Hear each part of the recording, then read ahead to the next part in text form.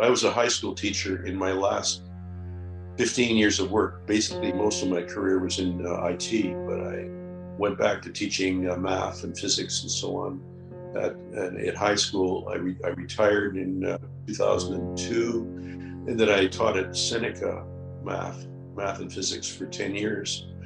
And I stopped in 16 when my wife's situation got so bad I couldn't leave her anymore, and she wasn't able to get in the home yet.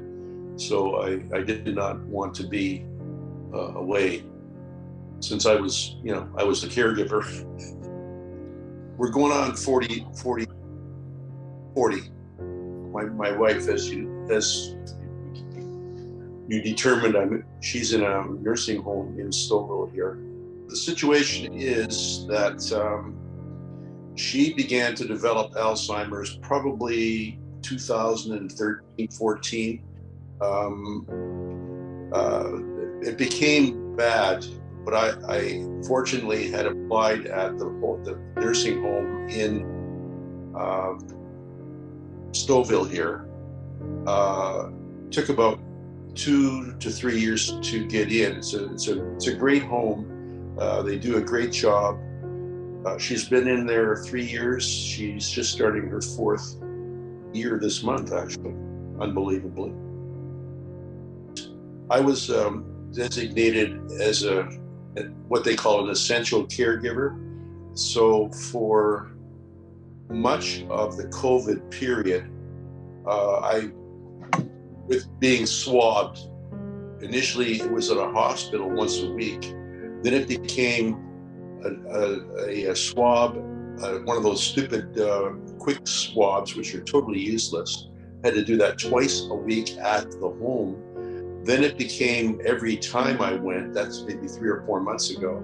And then they decided, the Ministry of Health decided that you can't get in unless you're vaccinated. So I was cut off about 2 months ago, and it came down to, which was really a problem, of standing outside a plate glass window at the end of a hall, where she would be in the hall a few feet from her room, and I would be on the outside, and we'd kind of look at each other. That's about it. She can't talk, and half the time she's asleep. She'll be 85 tomorrow, actually. So my wife is not vaccinated. She's one of the few, I'm sure, and I'm not vaccinated, so I can't get in. So that's about where I am right now.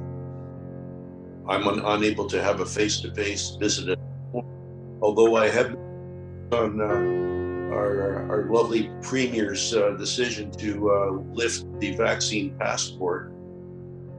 They did not. The nursing homes are now able to do whatever the hell they want. So if they want to keep the vaccination thing going, they do, and that's what ours is doing. I'm going to be able to, when it gets a little warmer out, I will be able to. They'll dress her, and she'll sit in her wheelchair. They'll bring her to the front door. I'll come to the front door, and I will have the ability to take her outside in her wheelchair and walk around streets or whatever I want to do. As an essential caregiver, I went in around 11:45, had my swab, and then I would go to the room. They bring her food to the room, and I would feed her. And what it meant was that I was doing something with her, for her, rather than just sitting there and looking at her. I'm not the kind of guy that can sit and carry on a full-blown conversation with no reaction from the other side. That would be what it would have to be. So basically, when I was with her, to feed her was my way of contact, because I felt like I was doing something. I think it's been hardest on me. I don't think it's been that hard on her, because she doesn't know what's going on. But I know what's going on, and the only way I had of contact was there pretty well 4 or 5 times a week, and feed her, and hold her hand. Well, there was a point where you couldn't even have you couldn't have contact, which was total crap. So basically, they were good. The people, the women that and guys that looked after her, they'd bring the food in the room, then they shut the door, so I could do whatever I want. So I take my mask off and all that crap, and hold her hand, and I tried to hold her hand and feed her. That was my contact, because talking, she can't talk, and I'm not sure to what degree. I think she'd understand some of it, but I'm not sure how much. I'll take them on. I have no objection to doing that, because they don't know what the hell they're doing there. They got all the directives from the ministry, and now that the ministry is no longer giving them directives, they're on their own. So these people are now, in my mind, totally culpable.